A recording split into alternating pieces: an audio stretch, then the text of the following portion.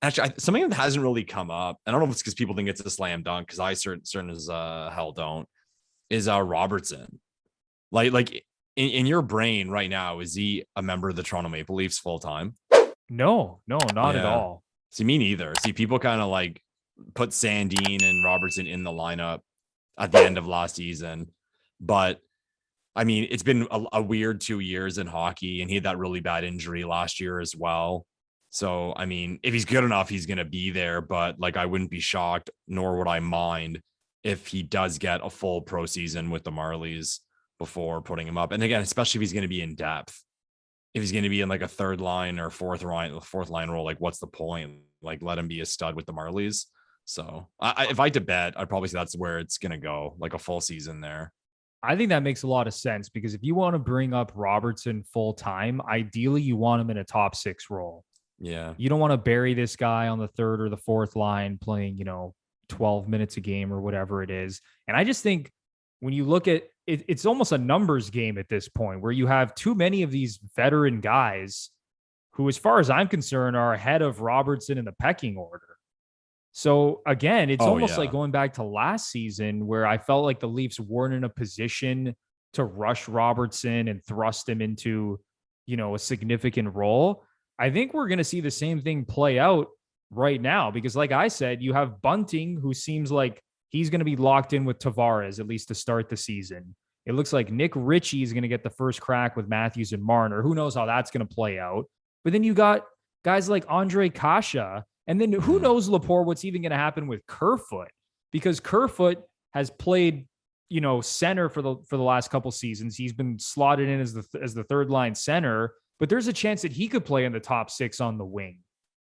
Something that we kind of saw, I believe we even saw it in the playoffs at one point where those guys were all getting shuffled around and Kerfoot was thrust into a top 6 role and had to contribute more offensively. And he was actually pretty good against the Habs. Playing more minutes and playing with, at times with William Nylander. And I believe he was also on a line with Galchenyuk. But yeah, there's a lot that has to be sorted out here. And then you would think that David Kampf is going to get one of these bottom 6 center jobs.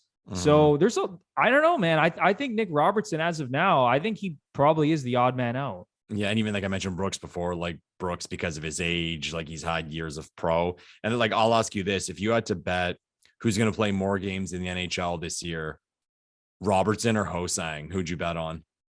Wow, that's interesting. That's you a know good what? one because they're kind of similar, right? Like feisty and shifty. That's tough. I'll say Ho-Sang. Yeah, me too. Like I would say Ho-Sang because I don't see a point like of putting him in the lineup. Like even from what we saw last year a little bit, like he's not going to come in and be like a 20 goal guy.